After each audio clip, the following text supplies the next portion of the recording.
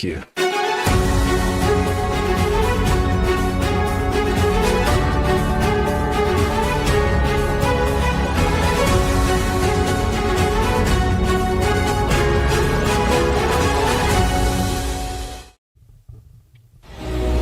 Disney on Ice presents Frozen and Encanto in one exciting family experience, live in your hometown. Celebrate the power of love, y familia, in the show everyone will be talking about. Coming to Casey's Center November 27th through 30th. Tickets on sale now. Visit DisneyOnIce.com today. I'm Chris Williams. Join me weekly for the CW Pod on Iowa Everywhere, where I do a lot of sports business, the business of college sports, breaking down college football, and of course, intriguing interviews as well, weekly on Iowa Everywhere. Murph and Andy, talking sports and more, exclusively on Iowa Everywhere. From the Channel Seed Studios, here are Keith Murphy and Andy Fales.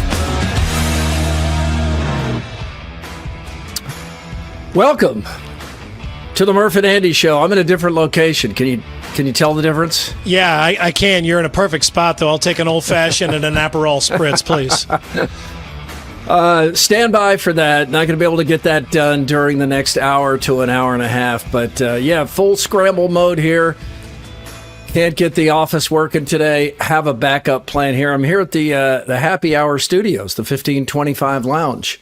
Only this show's format is a little bit different.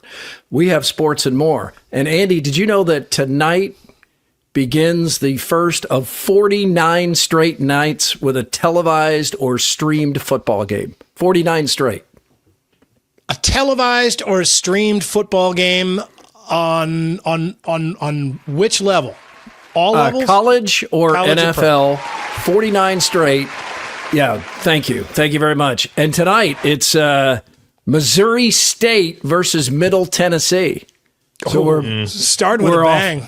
We are off to a flying start right there. Get ready. Yeah, Missouri State now a full-on Division 1A football program, right? I think so. Yeah. Really close. Yeah, they sure. If they're not there this year, they'll be there next year. Yeah, they kind of like went all in. They had a bunch of wealthy alums who that was just really important to them, moving up to that Division 1A level for football. And so they just kind of went all in on it, even though they don't have a compelling like region.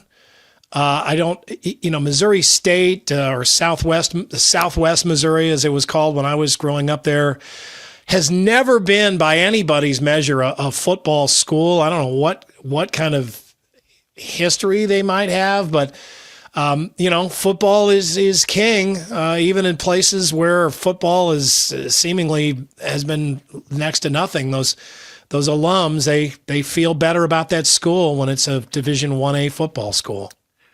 I do feel like the football season is already going by fast. Mm-hmm. Maybe it's the high school football season is already in its final third, which doesn't seem possible. But we talk about this all year long, maybe too much that, I can't wait for football season. And, football season's almost over. But it is, as the WNBA and NASCAR and Major League Baseball finding out, you get into football season and it just eats up everything. I mean, think about how little we talk about these other sports, which are they're kind of in the apex of their seasons. And here we are in football season. We're not even to the midway point of college football and NFL, and it just Bigfoots everything in its path. I'm so distracted by all the liquor behind you there. Hang on for that, Andy. Look at this. Oh, yeah. Brian Miller heard the Scott Sipker made whiskey and Cokes with Blanton's. Yeah. Just think about that for a second. Whiskey and Cokes with Blanton's. That's what Sipker did. So hard to find that stuff. So that's been replenished. Yeah, wow, that's great. Let me see if I can name a few of these from afar. Okay, you got some Whistle Pig 10-year rye there on the left. Yep, I got that. That's like is that like a rum water drink there in the middle? The tall one with the green label to the left of the Cody Road. That's Swell vodka from Iowa Distillery. Oh, okay. All right. And then you got some Steeple Ridge there on the right. I can pick that bottle out. You got some Ridge. Captain This Morgan's right here. Private Stock on the top. This is from Slipknot. This is a Slipknot's small scream when batch you open number it? 9. Yeah, it just screams. Yeah. I think bursts into try it. flames. Put the cap back on. It's too loud. Yeah, it's too loud. Horse Soldier. Horse Soldier. Okay, I don't recognize that one. Oh yeah. Okay. I'm told this is good. Oh, that Japanese whiskey there. That what is it? Hattori or something? You're told it's John- good. Well, somebody's cracked into it. Wasn't that you? Is that Yeah, some well, book, they got probably some Sipker. Sipker Bookers? probably made some whiskey cokes. Yeah, Booker's is yeah. from John Liebel. Yeah, that's top shelf right there. You got some Knob Creek there in the back. I see that. Downtown Throwdown Tin from Confluence, and that's for you, AD. And Nostalgia THC Got the fruit nostalgia seltzers. sign back there. Yeah, that man, and you're just gonna up and leave that place, man. Good God. I know. Are you gonna be able to? Is Sean gonna be able to build you a little bar over in the new joint? Much smaller. Everything's getting downsized, but yeah, we'll have a place there. It's all Bar's getting already downsized. kind of small. How small are we talking here? Smaller than this. So It'd be like a phone booth bar. Yeah. I know. Let's get to the Guest House Tavern and Oyster in West Des Moines, setting the table for today's sports and more. Coming up, Gronowski, maybe, a decision part 2, and Jerry's middle finger. That is all presented by Guest House Tavern and Oyster, where it's Walleye Wednesday. And that's, what is that? That's fresh walleye, salt and vinegar fries, $20. They had half off bourbon pours last night. What are you charging today? Today, for anybody that's in the 1525 lounge, it's free. No charge. You may hear some knocks on the door before the end of the show. Right in the middle of a Wednesday. Why not? All right. Let's go high or low since the last show. Presented by Wealth Charter Retirement Planning and Tax. Man, start early when you are putting together your retirement stuff. It's not too early. It's not too late. Tim Hawkins and Company can answer your questions, and they can put your portfolio on the path to its most success. WealthCharterRetirement.com. I'm going low today. I regret to say that I believe yesterday I had my last BLT of the season, of the year. Of the season, not of your life. No. Of the season. I really BLTs are one of my absolute favorite sandwiches.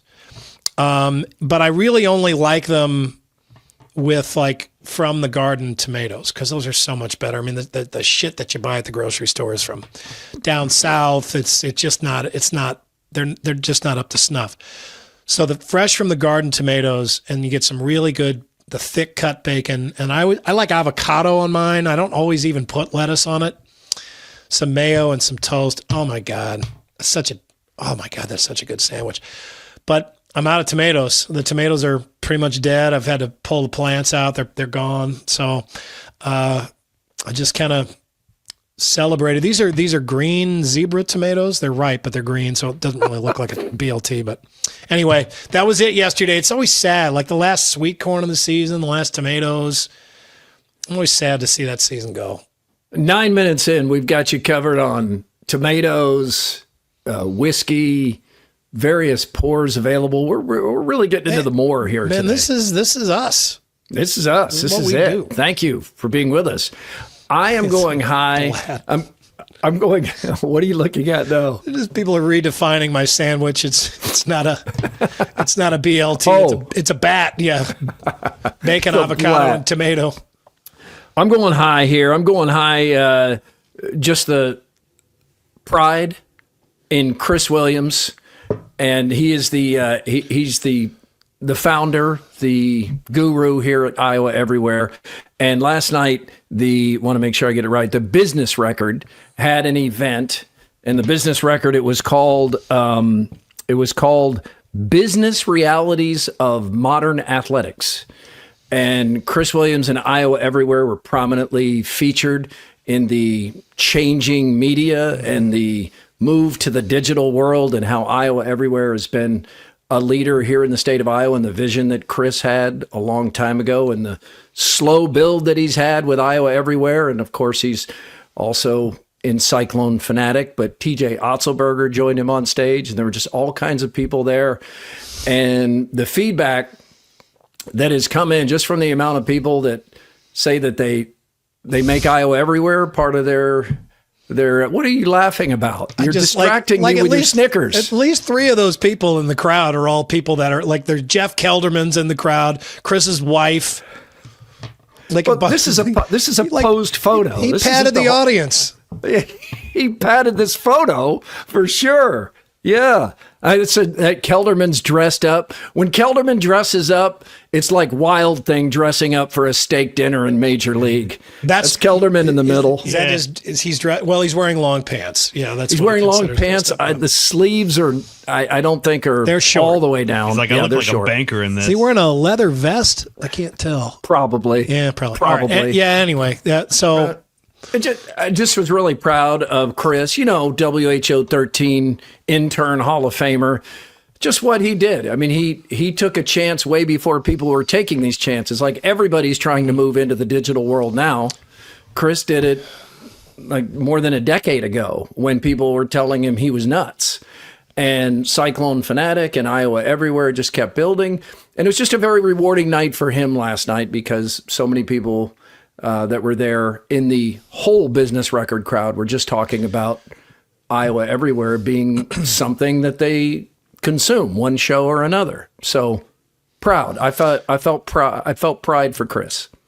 This is a really good panel right here. If you're going to talk about this subject, I can't imagine. I mean, first of all, Williams is the perfect guy to do that. But then having TJ there as well. I mean, not only do they have a friendship and just a really strong rapport with one another, which leads to, just really good, interesting conversation that other people want to take part in or listen to.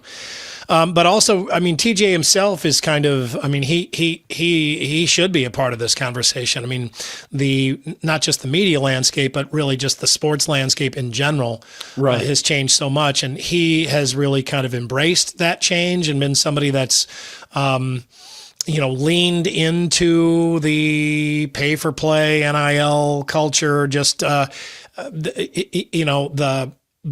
importance of recruiting, really kind of from a basic level of importance of recruiting to, all the levels stacked on top of that, from how you recruit and how you retain, all that kind of stuff. TJ is an expert on that. So, and then also, I mean, just, these are 2 pretty fun guys to just, they're a good hang. Both these guys are a good hang. And that's kind of what makes a good, what makes a good podcast, a good seminar?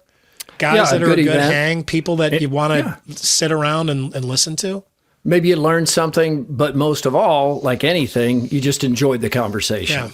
And I think what you can see, like from Chris Williams or from TJ Otzelberger, in both cases, I think what they have in common on this topic is the ability to evolve.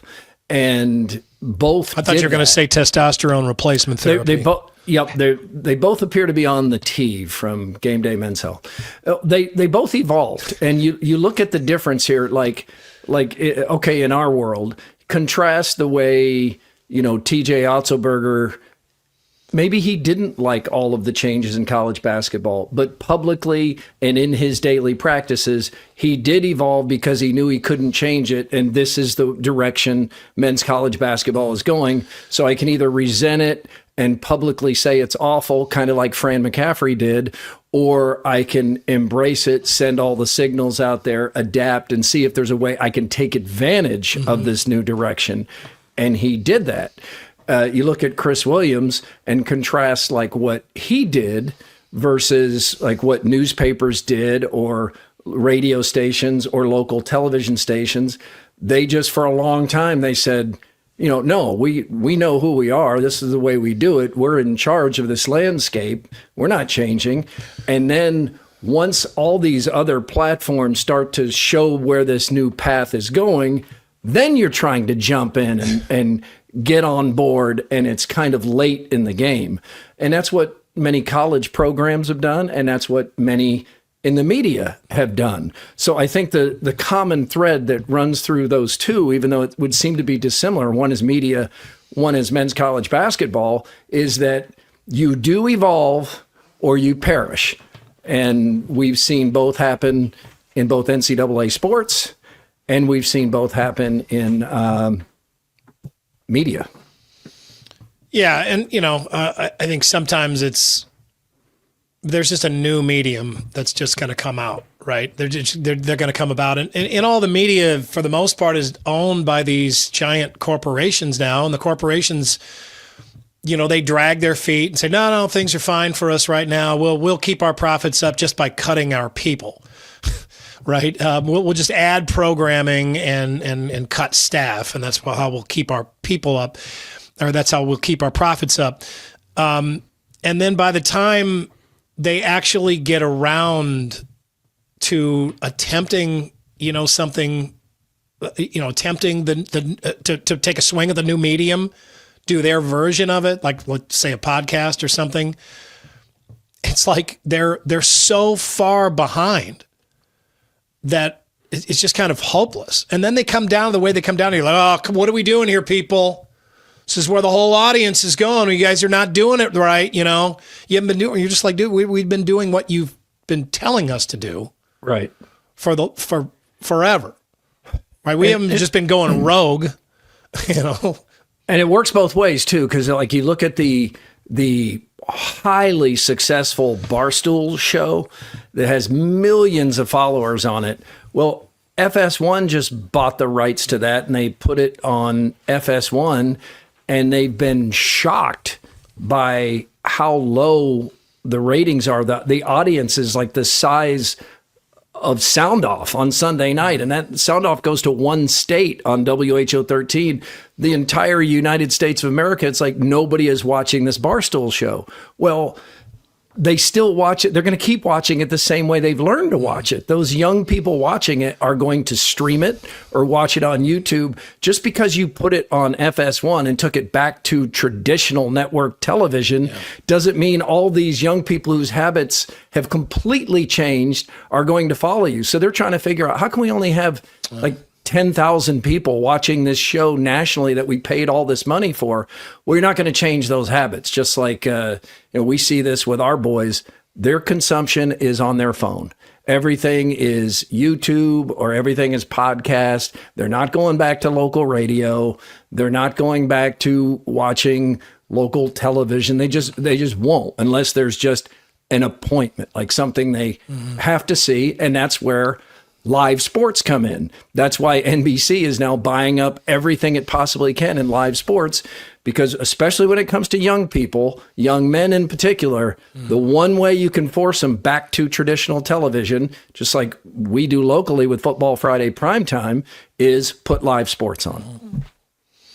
Yeah, and you'll have the live sports on, YouTube is a player for that stuff too. So, it's still going to be on the smaller screens as well. And that's kind of the key there. But, I imagine this was an interesting discussion between TJ and Chris. They're, as I mentioned, they are good friends.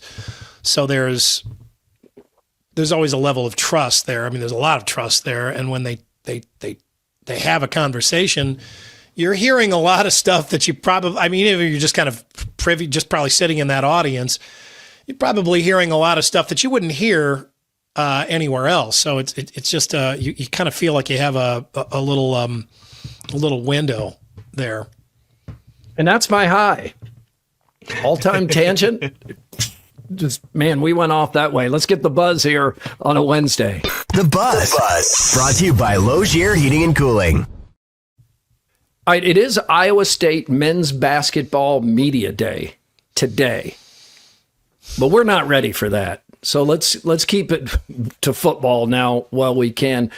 And AD, who's the quarterback at Iowa this weekend at Wisconsin? Nobody knows. Not only does nobody know, but they kind of said it could be one of three guys. Yeah, absolutely.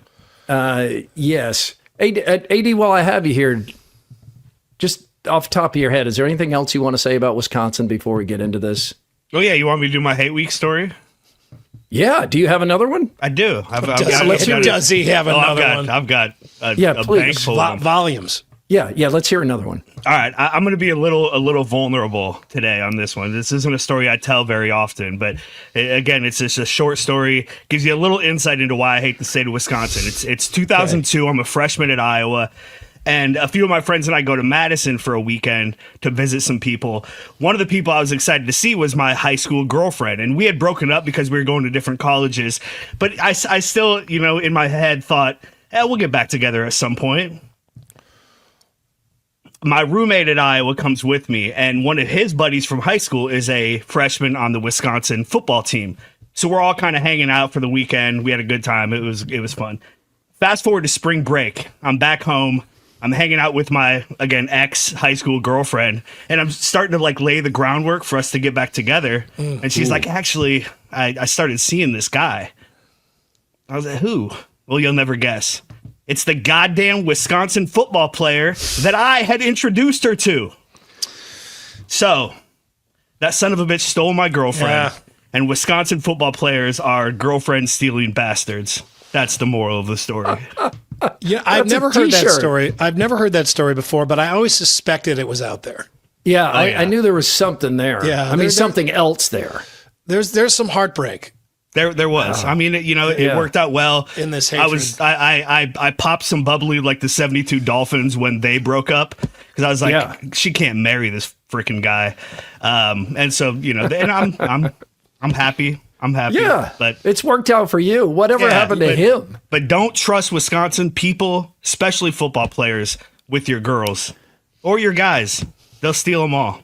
They're amoral bastards. Iowa football coach Kirk Ferentz did not have anything to say about AD's past relationship or how it ended when AD's ex-girlfriend met a Wisconsin football player, but he did say that Mark Gronowski has been cleared to play Saturday.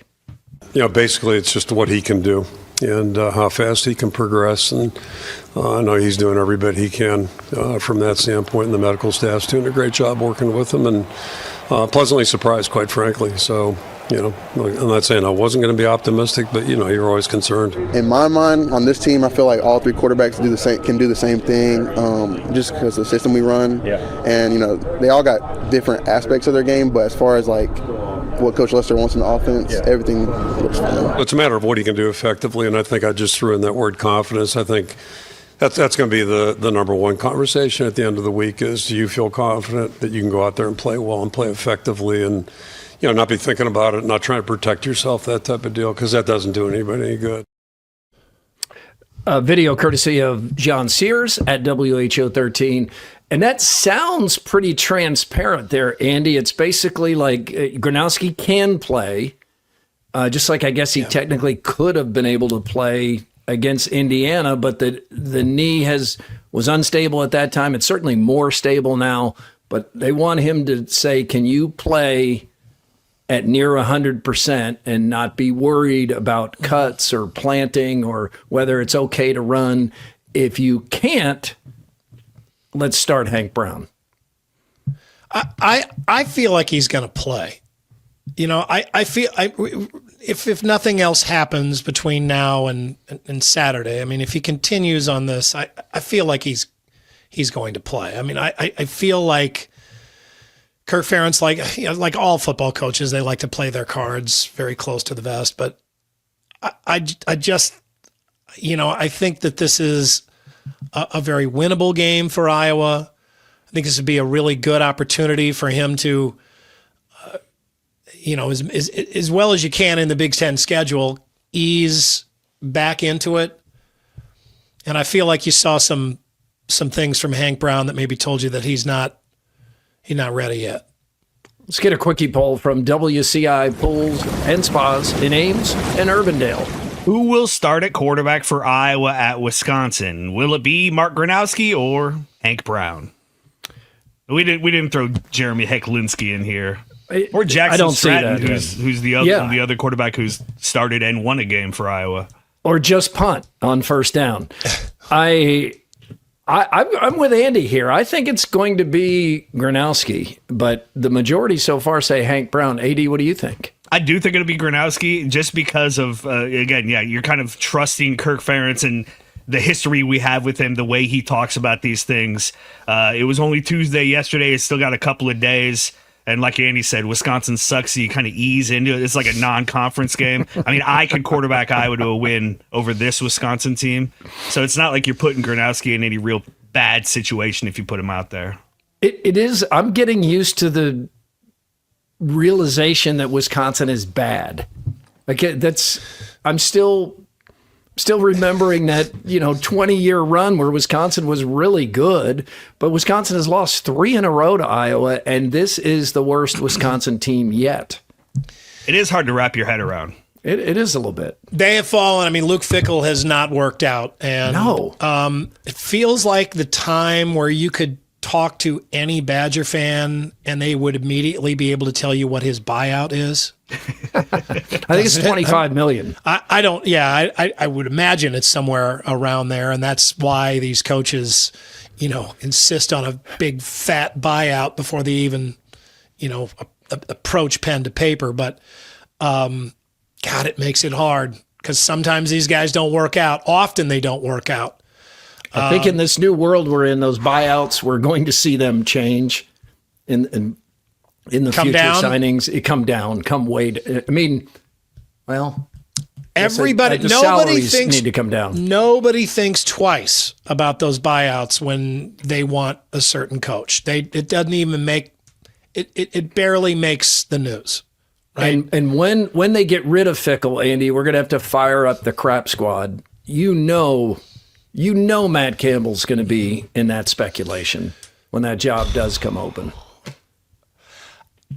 I don't know. I mean, they may not want to go that route again. They may want more of a sure thing. I'm more of a Big Ten guy. I'm more of a Wisconsin guy. I don't know. I mean, I don't know either. This is a big ass swing and a miss.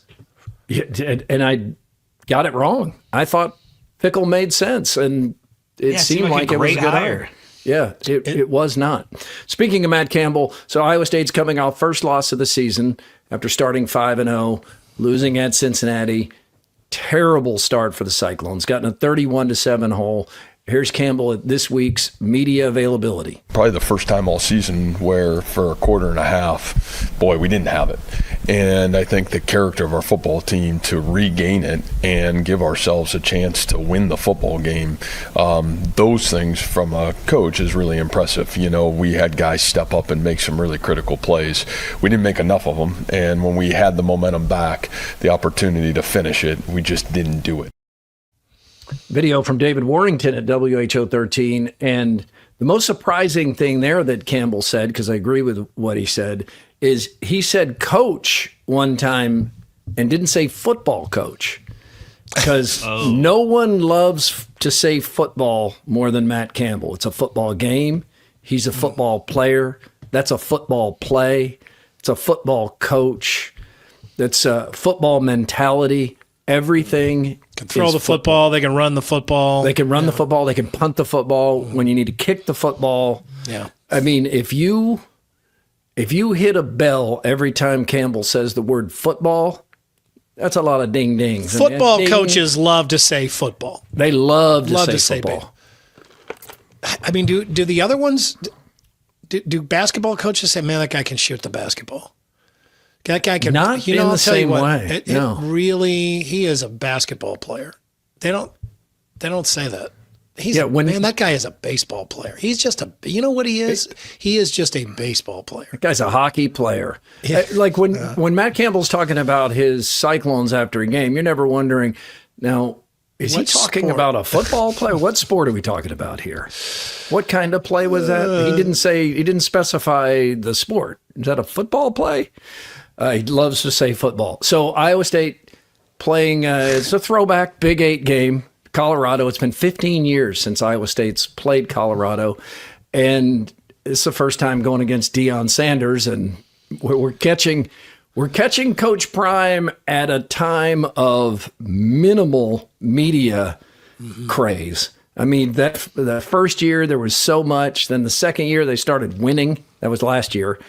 And now it's just like the only thing anybody's really paying much attention to is Deion's health, and we hope he's okay there. He's got more blood clots. He coached in one shoe last week. There is a sponsored porta potty on the sidelines. I mean, he's dealing with a lot, and he's still out there coaching.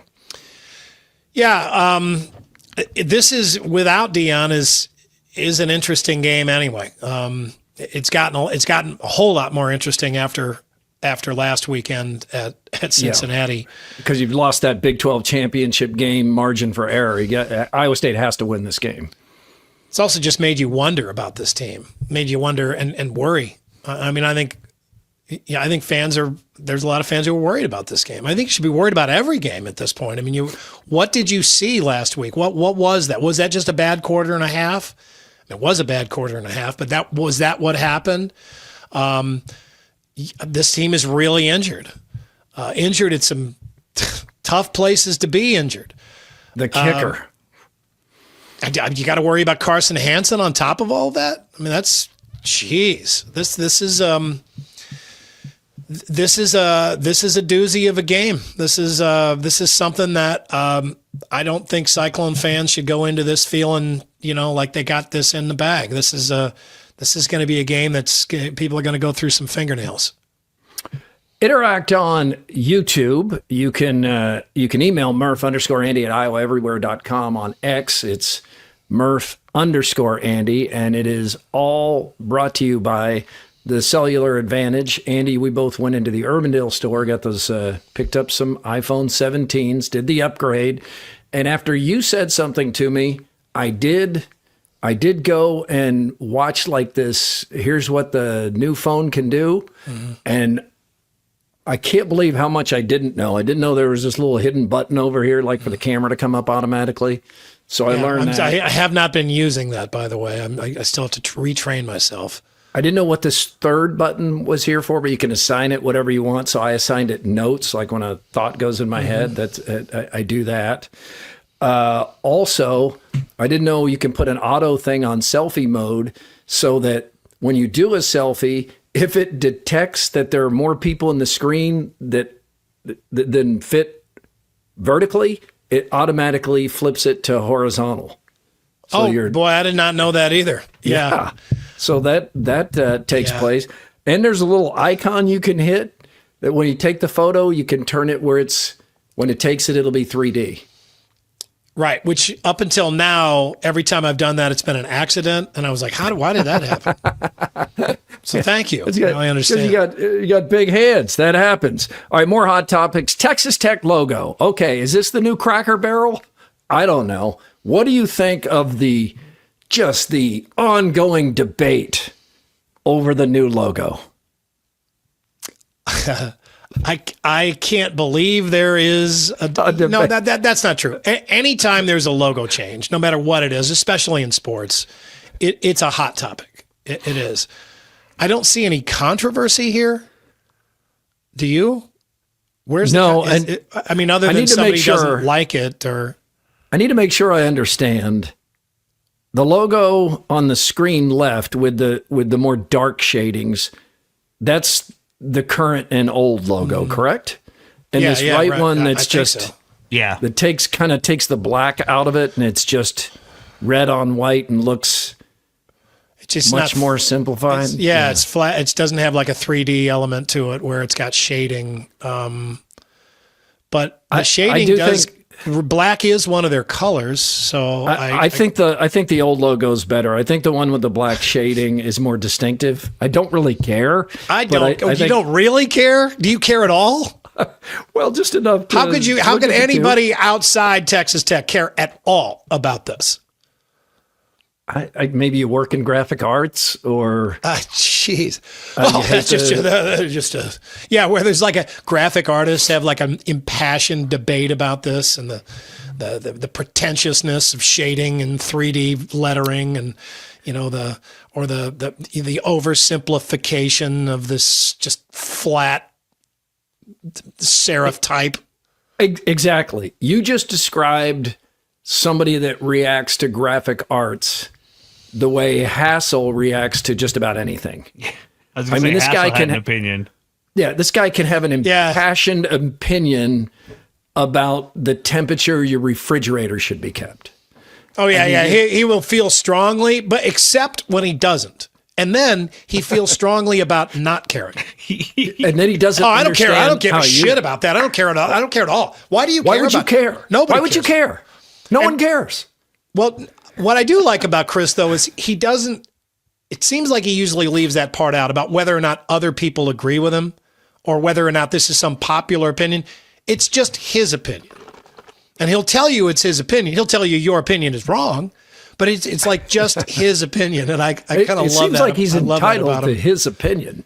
Yeah, he is. Okay. Yeah, well, sure he is. It's just always kind of funny because it's got like you can just hit him with something, and if he knows anything about it, he's got a strong opinion on it, and or he doesn't. And again, that's still strong. And then if he doesn't know anything about it, he will tell you about how he doesn't give a shit about it.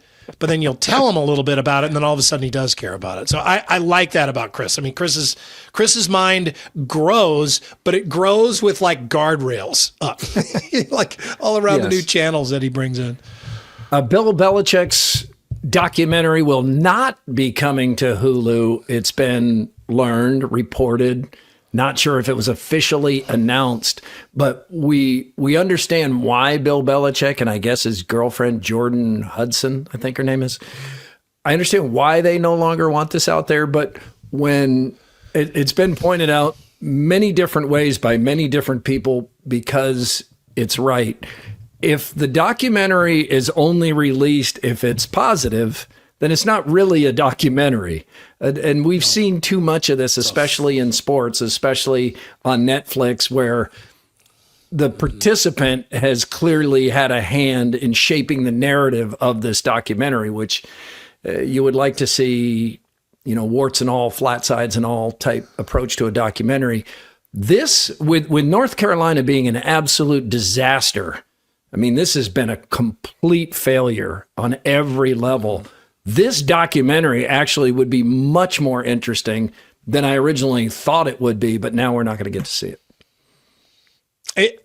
It's the wrong time for this documentary, right? Because the only thing that anybody wants to talk to him about is how he's screwing up his legacy and how he's got a 24-year-old girlfriend. So I don't know, though. I mean, I feel like right now the more interesting conversation is what should he do, What should he? Because he is melting his legacy down. He is, and he both in this job and with this girlfriend. I mean, he's hurting his legend.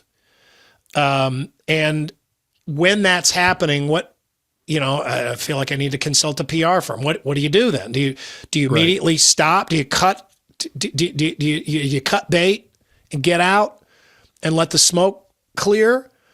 Or do you have to try to battle yourself back up to even somehow and then get out? I mean, I don't really know what the answer is there, but I think he is in a conversation right now about men who have screwed up their legacies, men and women who have screwed up their legacies, legendary people that did something at some point, and we're not talking about anything criminal here. This isn't Bill Cosby, but somebody that had it and then like spectacularly lost it. And that's an interesting conversation. And Bill Belichick is deserves mention in that conversation now. And his critics, and there are many because he's been so surly and difficult to deal with for decades, they look right. Because the things he's doing at North Carolina that his critics questioned whether he would be able to handle, like dealing with parents and recruiting, but he's done all of the things that people say about Bill Belichick, that it's all about him, that he's really petty and vindictive. I mean, one example of many is, when he publicly said the Patriots could not come on the North Carolina campus because he didn't feel welcome at the Patriots facility. When you're responsible for players whose dream is to go to the NFL, You can't take one of 32 teams and not allow them onto campus. Another example is after Drake May had that incredible game Sunday night against the Bills in Buffalo and that big Patriots upset, you would expect North Carolina social media to just do full Drake May blasts, bragging about their quarterback and what he had done. But they didn't do any of that. And then the next day, it was reported that the social media team was on orders to not in any way promote anything that ties to the Patriots. Well, then they eventually did after the report came out, way too late. North Carolina PR team started putting Drake May stuff out there, but it was clear that they were reacting to the reporting that they weren't allowed to. And that's just terrible. I mean, that's just petty and stupid. And this just isn't working on any level. He's got his sons coaching. Well, that might hit too close to home in Iowa.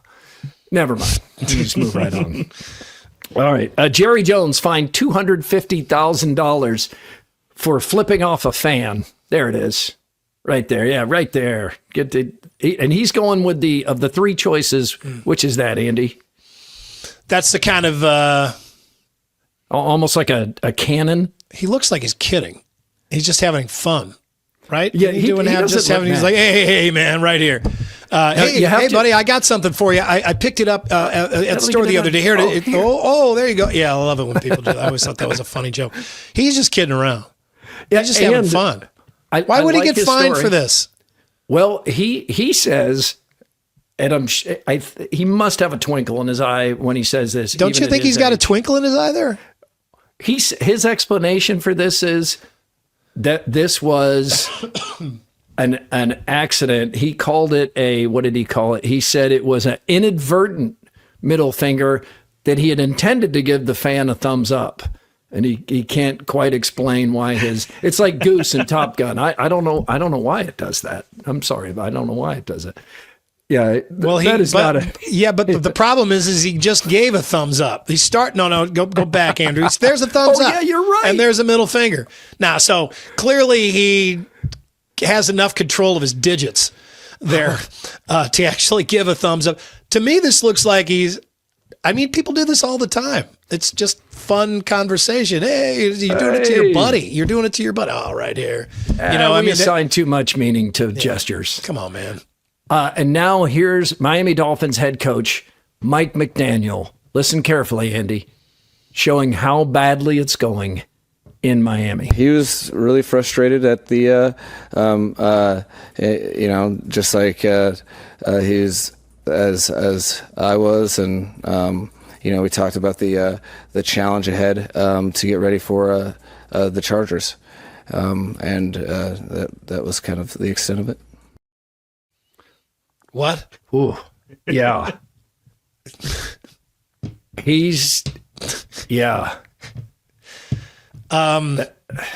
Man. Yeah. That's not going well. Really, really looks like an intern right now in that video. Wow. Looked like an intern anyway, and now he really hope it's nothing serious. Also, we were watching the Jaguars and Chiefs. So would this be Monday night? Mm-hmm. And that last play with Trevor Lawrence where he falls down twice.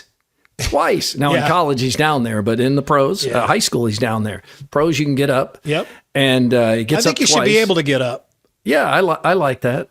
His foot was stepped on, pulling away from the center, and then he just goes in and This is the kind of game the Chiefs have been winning for years, but now they're losing those one-score games that I think last year they were something absurd like 9 or 10-0 in one-score games, but it's going the other way now. I root for Trevor Lawrence. The number one overall pick, everybody wanted him so bad. He's the second coming of Peyton Manning, and everybody, was willing to do whatever they could to get into that position to draft him. And then, it's been a while, and there have been doubts about him, whether or not, he was going to materialize into the number one guy. And the Jags have stuck with him. He's stuck with it. And I feel like he is beginning to fulfill his potential, right? I mean, he looks like a really good quarterback.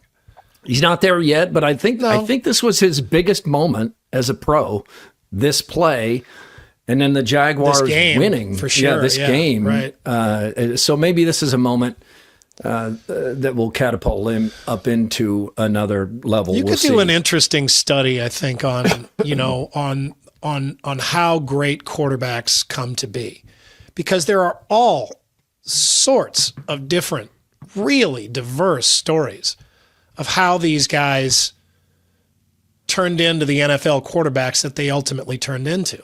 I mean, think about all that. There is no one formula that has consistently worked. There is, I mean, it's all over the place. Guys being drafted at the top of the draft, barely drafted at all, not drafted at all. Guys that started right away and took their lumps. Guys that it took years to get into a starting lineup. Guys that studied under other really good quarterbacks. Guys that had terrible quarterbacks in front of them for years. It's a really interesting spectrum of stories how great NFL quarterbacks eventually got to the top. Yeah, I'm about a third of the way through Wickersham's book on the quarterback kings, and it goes into all of that throughout time. And if there's one common denominator that mostly works most of the time, it's the quarterbacks who put in the work to make the decision about where the play is most likely going before the ball's even snapped. The quarterbacks who just live in the film room and study constantly the defenses and the play, the obsessed quarterbacks like Tom Brady was, that most of the time it's they all have about the same talent levels, but it's the quarterbacks that can figure out what the defense is doing and where to go with the ball in any given situation that have the most success. AD, LeBron's decision part 2. Yeah. Did you at any point, I mean, this is some questionable, I think somebody got together with LeBron and said, you know what? One of the biggest PR disasters in history was the decision. Let's poke fun at ourselves. Let's have the second decision. Look, the problem LeBron, in my opinion, is the greatest basketball player of all time, and I'm a Lakers fan. I love him. Are you drunk right now? He is not. Am I what? Are you drunk? Yeah. Did you say greatest basketball player of all time? He has the greatest basketball career of all time, yes. And we've already gone on enough tangents to argue about this. But media savvy wise, he's got a lot to learn, and I don't think he ever will. I mean, he's been famous for 30 years. It's just he's awkward, he's corny, he doesn't understand how things are going to come across. He's clearly in a bubble that doesn't include normal people. And it's hard to watch as a fan of his, because I want to like him so much. And I do like a lot of what he says and what he does. And I think he's a good guy and a good father and all those things. But media savvy wise, man, he's made a lot of missteps. And I get why people are tired of him. I get why people don't like him because of things like this. This was just a dumb PR stunt. It made everybody think he's going to retire. Or, I mean, the NBA season starts in what, like 2 weeks? And he's in his 40s. Is he not going to play for the Lakers? Like, what's going on? And then it's just some dumb commercial, basically. And it's for Hennessy. Yeah, right. Exactly. It's disappointing as a fan of his, because he keeps doing stupid crap like this. Well, AD, I think that's good analysis, especially from a fan of LeBron, because I agree with what you said. But Andy, I don't think I can add much to what Andrew said, because he nailed it. But I can see how this was presented to him in his bubble, surrounded by yes men who make money when he makes money. And the idea was, I think, pitched to him like, look, this is a chance, to poke fun at yourself, to own that first decision. We'll call it the second decision. And then it'll be revealed that it's a commercial, and that'll be hilarious, and people will love it. This will make you more popular than ever. And he's just like, yeah. And it was a disaster. Yeah. Terrible idea. Yeah, needs better no men around him, or maybe a no man that he actually listens to. Yep. All right, let's tip our cap here in the 1525 Lounge to Confluence, the official beer of Murph and Andy. Confluence Brewing. Let me see if I can find the old. There it is. right there. Oh, I remember when they brought us those. Those are cool. That thing the is old really downtown cool. throwdown. Gonna move this to the new place. Yeah, good. You may as well just just put it in a box. Yeah, there's no reason to put it back.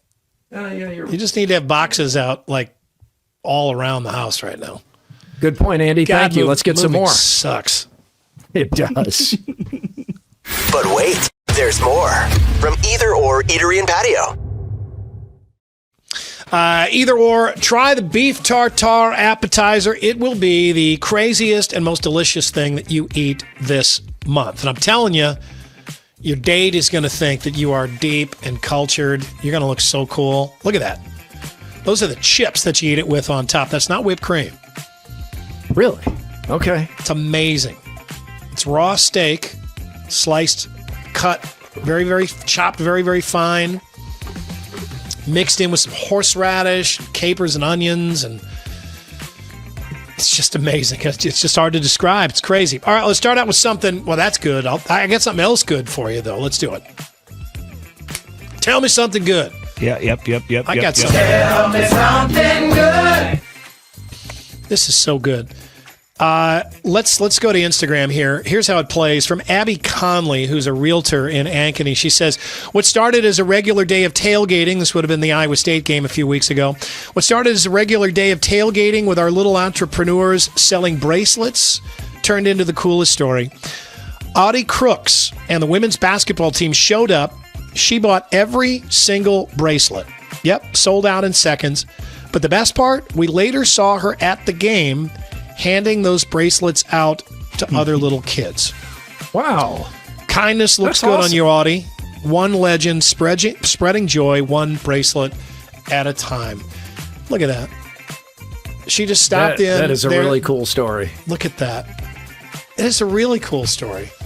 Yeah. And also a reminder, we're in the NIL era, because when I was in college, I never had $460 for anything but tuition. Oh, yeah. Using some of that money just to make a little girl's day. And tip of the cap to Audie Crooks. It's really cool. I love that. All right, Denver is hosting the Taco Bell 50K. Have you heard about this at all? It's an ultra marathon that combines running 31 miles with crapping your pants, with eating Taco Bell 9 times along the route. They have to stop, go into the Taco Bell, order one menu item in each of 7 Taco Bell locations along the race route. They've got to consume at least one burrito and one crunch wrap as part of the 7 items. No drinks. You can eat Pepto-Bismol if you want. You're allowed to vomit. That's fine. Can you wear diapers? You can take a bathroom break. Better. Okay. Yeah, you can go in there. You can use the bathroom in Taco Bell. It's all allowed. You just have to, do the menu items and finish the race. Denver is a very healthy city. It's also just a city where people just kind of do this kind of stuff. I mean, they like really push themselves physically. This is I don't know. These don't look like marathon runners here. Does that guy have a cane? Can you run a marathon with a cane? I don't know. All right. Or a golf club. I'm not sure. From the bowels of Instagram and TikTok, we bring you this. You know how those inflatable costumes work? Wait on the video here a second, Andrew. You know those inflatable costumes kids wear, people wear? They got a little like Herbie Husker over at Nebraska. Yeah, exactly. They got a little fan, sucks in outside air and fills the inside to keep it inflated. That's how they work. Well, someone wisely asked, wouldn't it be funny to put fart spray or some other really stinky substance on that fan or in front of that fan so it sucks in the stink? Well, somebody asked that and somebody did it. Here's how it played out.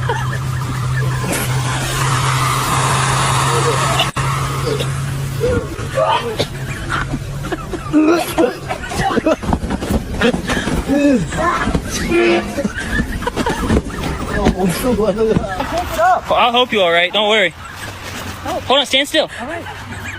Oh, that's brutal. Bro! I can get me out of this thing. That fucking stinks. Dude, that's not funny. Oh my god. Oh my god. Oh my. This is prank all your. Why are you laughing? That's what you get for eating my snacks.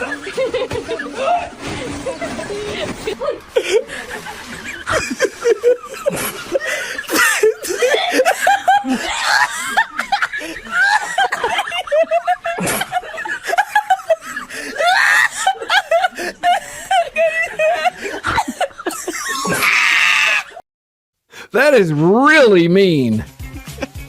God. I don't know what that first one was. Was that like the deer scent? Like the doe in heat or the deer urine? Immediately gets like, oh, God, just throwing up. Dozens Just of gagging. paintings by the legendary art instructor Bob Ross. Happy Little Trees will be auctioned off to raise money for public television stations. They could bring as much as $50,000 apiece. Public television really hurting this year after the president cut all of their federal funding this year. They're trying to put some of that back in there. Let's probably make a very small dent in that. I could watch him. I used to get caught up in just the simplicity and the pleasantness of his voice as he just made it seem like he was doing this amazing thing by adding some trees and stuff like that. It's just kind of nice to have a painting like you don't have to explain to anybody. Like people are like, what the hell is that supposed to be? No, yeah, I mean, you look at a Bob Ross, and you could be like, yeah, that's a Bob Ross. I think that'd be kind of cool. I hope it goes well. 10 years ago this week, and we'll finish with this. 10 years ago this week, the Nobel Prize for Medicine went to China's Tu Yu. Tu Yu. Tu Yu. Tu Yu. Went to Tu Yu. Went to Yu. She discovered a new anti-malaria drug. Tu Yu. Mm-hmm. How in the world do you sing happy birthday to her? Right? Happy birthday to you, happy birthday to you. Happy birthday, dear, to you. Happy birthday, dear, to you. Birthday to you. Yeah, oh man, it's a mess, isn't it? All right, that's your more, everybody. Wow, that was good. All right, well, ladies and gentlemen, see if it's time. Is it time? It is checking. Nope. First Grimaldi's fan photos. It's not time. Oh, yeah. Almost time. Let's get that pizza. Yeah, I'm in a new environment here, so I'm trying to keep up with myself. Grimaldi's fan photos, you send them to Murph_Andy at iowaeverywhere.com.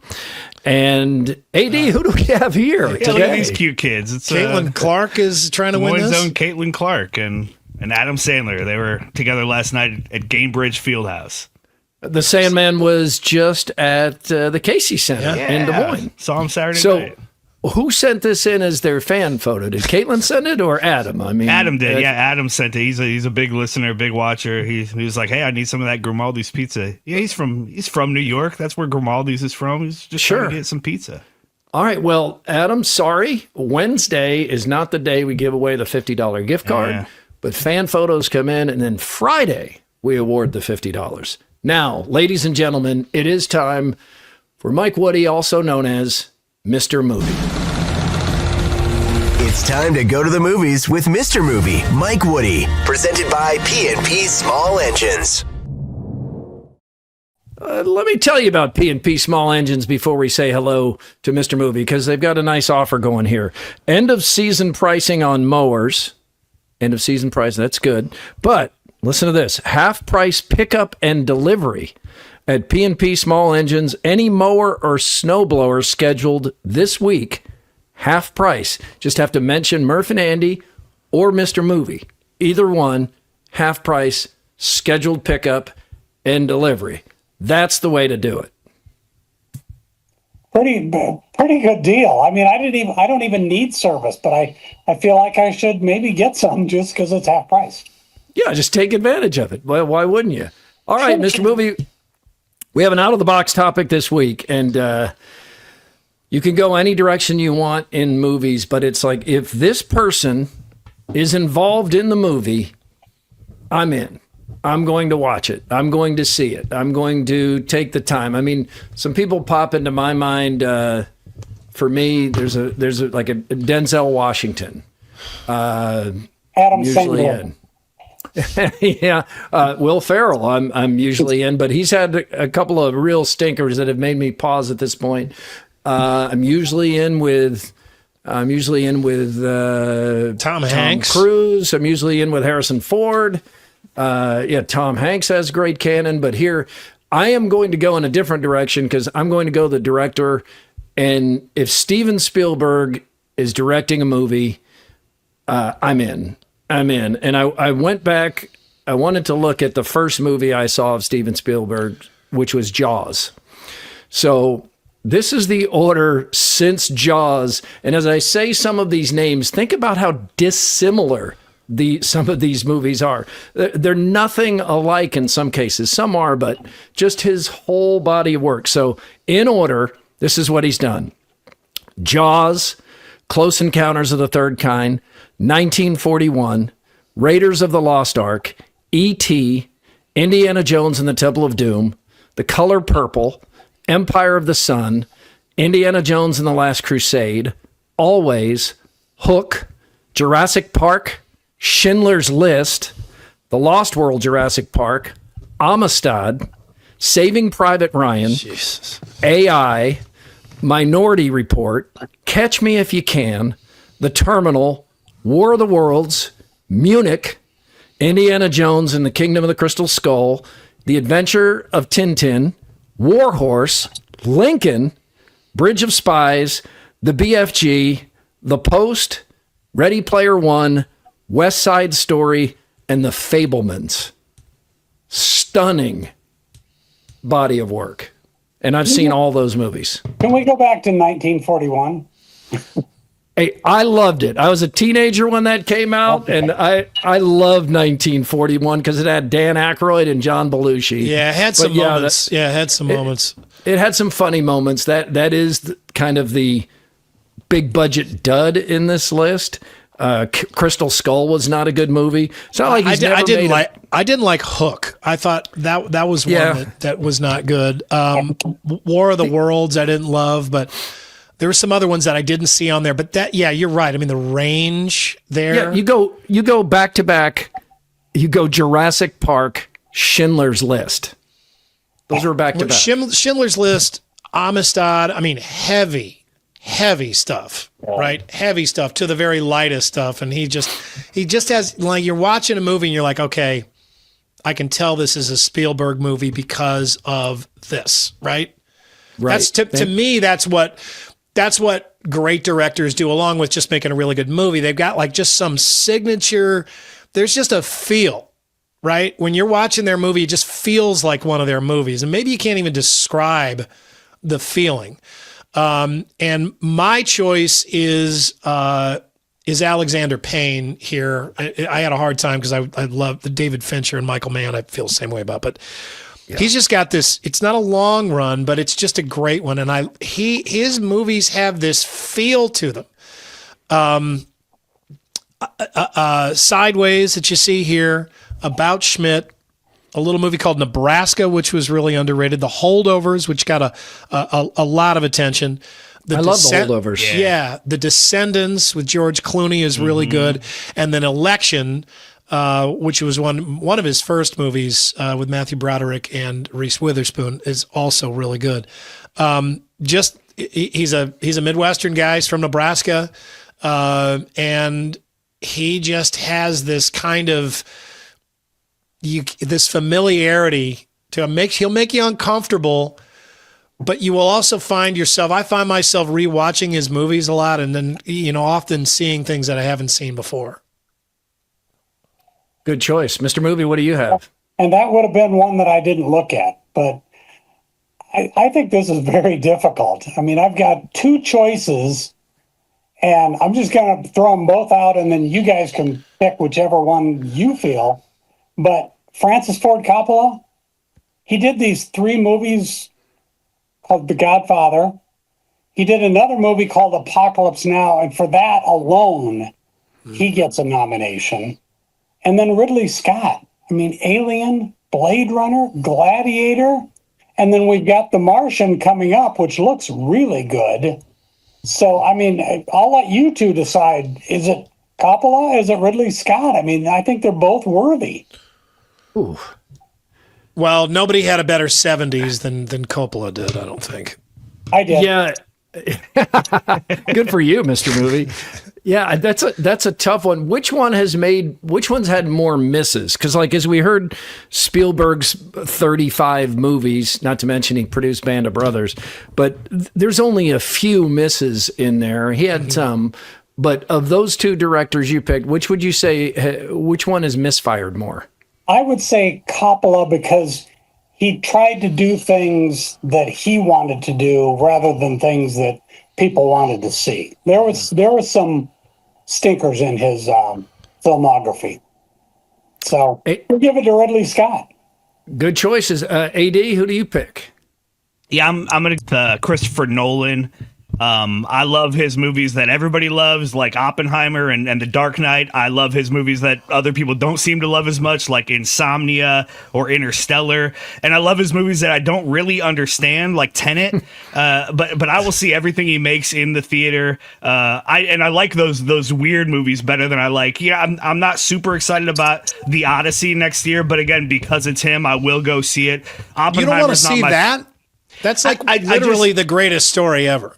But my favorite Nolan movies are like Interstellar and Inception and Tenet, which are just out of this world, like something I would have never thought of, a premise or like a world building that is so fictional, and yet he does it so well. Those are my favorite ones of his movies.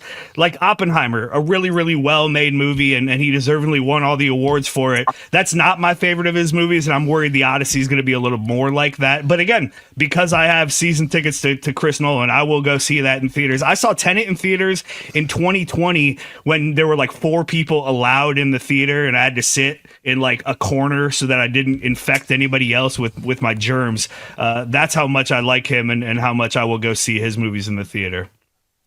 It's interesting we all picked directors. No one picked an actor. I thought that's what we were doing, I guess, was directors. Oh, okay. But yeah, I mean, the actors is probably another conversation, but yeah, we could go actors next week. Yeah, you could. I mean, but I feel like Christopher Nolan is kind of he's the one of these guys for this era, right? Yeah, I mean, isn't he? Right. He's although the best his director of this movies, century, I think. Yeah, I mean, his movies are long. The Odyssey may feel like an Odyssey by the time that you're done with it. You may come out of there with a beard, like Matt Damon. It could happen. Okay, so we'll get to some reviews here, but first, at the box office, one battle after another, the Leonardo DiCaprio movie, Paul Thomas Anderson, the director, that won the box office again. And Mr. Movie, what did you think of One Battle After Another? Well, we're going to get to that in a minute, but it's look at the cast alone: Sean Penn, Leonardo DiCaprio, Benicio del Toro, and Regina Hall. Now, I don't know if you guys have seen this movie. I haven't yet. This is a tremendous movie. I mean, I just sat there just admiring the movie itself. It's so well made. It's so well acted. DiCaprio is completely bonkers. He plays a guy who's been in hiding for years. Sean Penn plays a guy, and Sean Penn frightened me. I mean, he's that scary in this movie. He plays the guy who's been tracking Leonardo DiCaprio for years and finally has a chance to get him. It's easily one of the best movies of the summer and probably also one of the best movies of the year. It was just tremendous. It's an A minus for maybe pacing, but other than that, it's an incredible movie. So, Mr. Movie, I just watched, and I know you're reviewing this. I think it was only in theaters for a couple of weeks, and that's a shame. It's called The Lost Bus, and Matthew McConaughey stars in The Lost Bus, and it's a true story about the 2018 wildfires that get out of control in California and start encroaching cities and endangering, in some cases, losing lives. And this is directed by Paul Greengrass, who is just a terrific thriller director. I mean, he's done, The Bourne Identity and Flight, was it 92? He's just Capital. He's a really talented director. Mm-hmm. And this movie, now the first half hour in the backstory, which is all based on a true story, the first half hour might overdo it a little bit in the getting you to root for this Matthew McConaughey bus driver guy. I mean, they go way over the top.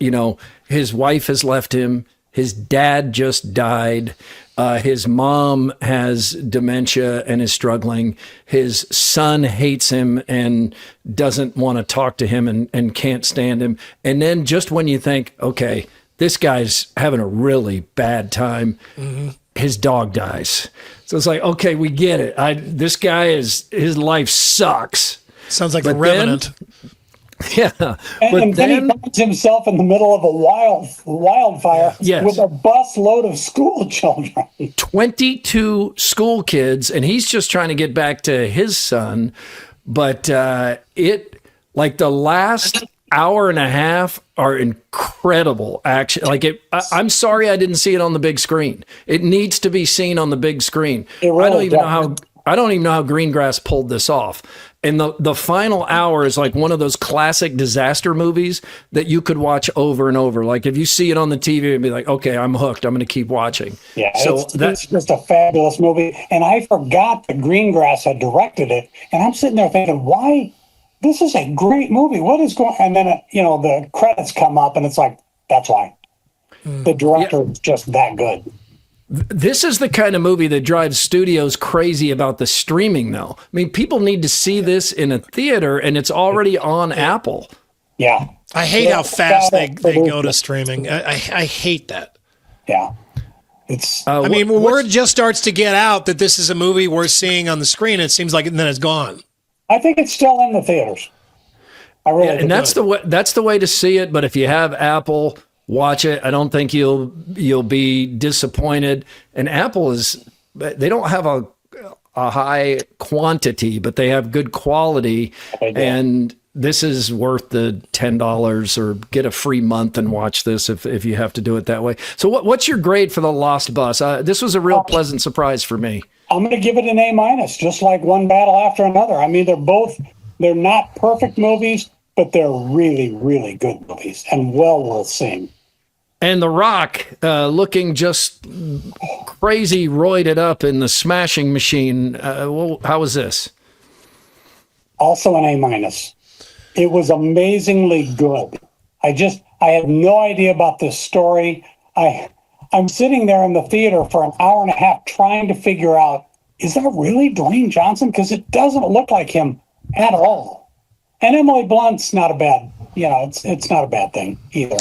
If you are interested in Dwayne Johnson, this movie, or just incredible interviews, Terry Gross did a Fresh Air podcast interview with Dwayne Johnson last week that I listened to. I was listening to it on the way to Farrell's one day, and I could not wait to get back to the interview. I ended up listening to the whole thing. It is fascinating. I mean, Dwayne Johnson is a very smart, a very introspective guy. He has a very interesting story too, where he's talking a lot about his dad and growing up really in wrestling, and he's on the media tour to promote this movie, but it's a fascinating interview. You can just get it wherever you get your podcast. Look up Fresh Air with. It's a difficult movie to watch. Mm-hmm. Sue did not enjoy her time in the theater because it is extremely violent, as wrestling was back then when it was maybe not as fake. But I would not be surprised to see the guy get an Oscar nomination. He's that good. Yeah, wow. That's what it sounds like too. He's kind of autobiographical. He's talking about growing up with a dad who was wrestling in the 70s. So what's the grade here for the Smashing Machine? It's an A-. So we've got 3 A-. Wow. I mean, that's a good week. That's a hell of a good weekend right there. All right, Mr. Movie, we're running a little bit long, but we do want to give you a chance to tell everybody because I think we have 5 movies opening this weekend. Ron Ari's, the sequel to the Disney 1982 movie, Roofman, where I talked to a guy who's already seen it.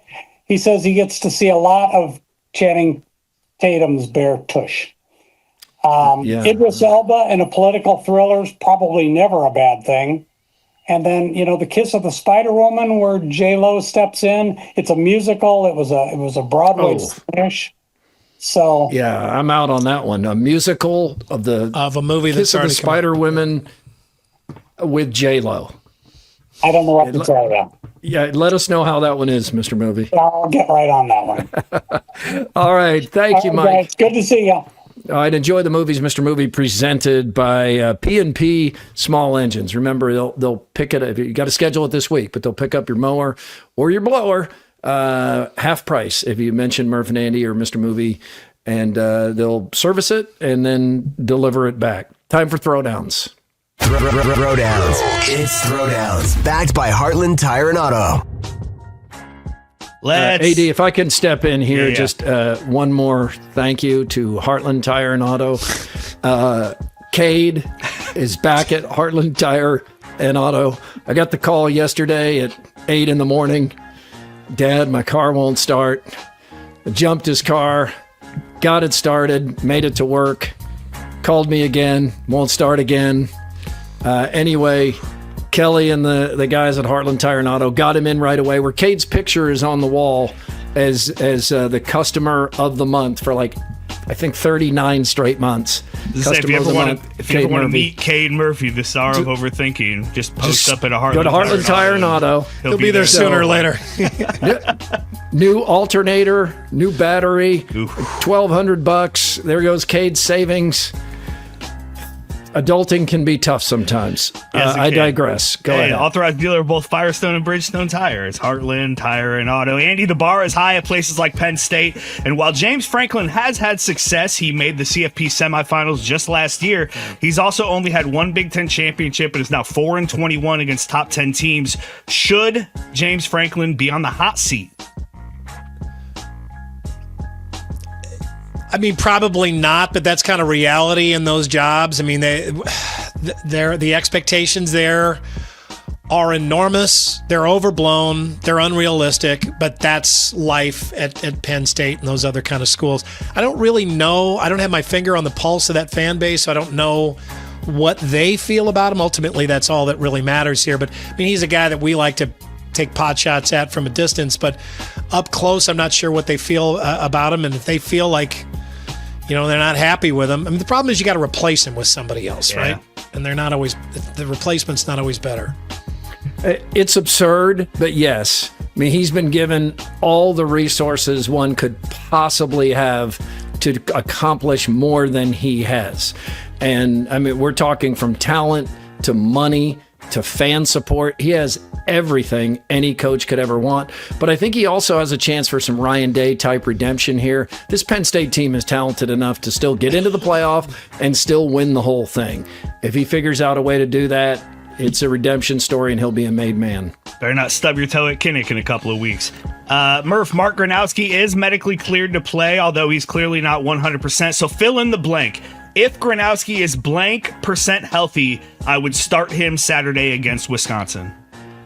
I'll say 80%. I don't think any quarterback is probably 100% healthy right now. But what we saw from Hank Brown would suggest that a night game in Madison, Wisconsin is not where he should have his first start. So if Gronowski, with his leadership and his arm, even if his running is not 100%, I'd go with him. I think I might even go down to 75 at this point. I mean, we saw Cade McNamara play when he was 75%. They kept going with him anyway. They need this guy in there. This is an opportunity to get a win on the road. Very valuable. 75% is good enough. All right, that's Throwdowns. All right, thank you, AD. More AD. the Andrew Downs audio drop of the day. Yeah, powered by Game Day Men's Health. Get into your local game day, get a free consultation.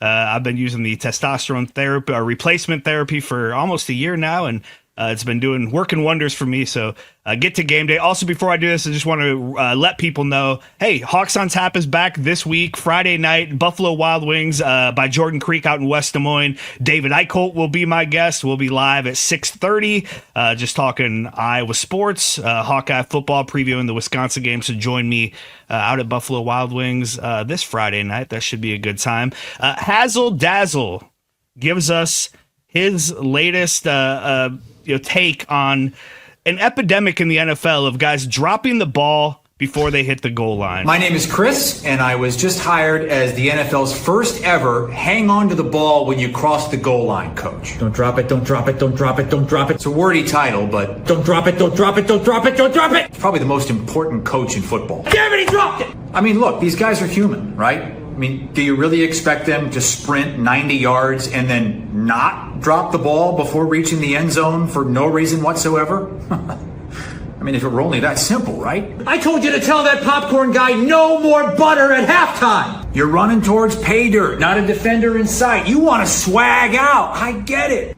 What? He dropped it? I want to see you boogie on down. But if you want my love, hang on to the ball. Johnson! Does CBS make him say that they dropped it? I don't know. Rather than, I would like to see the Chris Hassel sound off version of that, coach. Yeah. It would not look like that, but it would be even funnier. Dropped it. It was an accident. Let's get a quickie poll from WCI Polls and Spas. Who will start a quarterback for Iowa at Wisconsin? 60% think it's going to be Hank Brown. 40% agree with us and think it'll be Mark Gronowski. That's going to do it for Murph and Andy here on a Wednesday. We're back Friday. We hope you are too. Please, if you get a chance, like and subscribe and follow the other Iowa Everywhere shows. Don't forget, Two Guys coming up live tonight, now live on Wednesday nights during football season. Hope to see you Friday.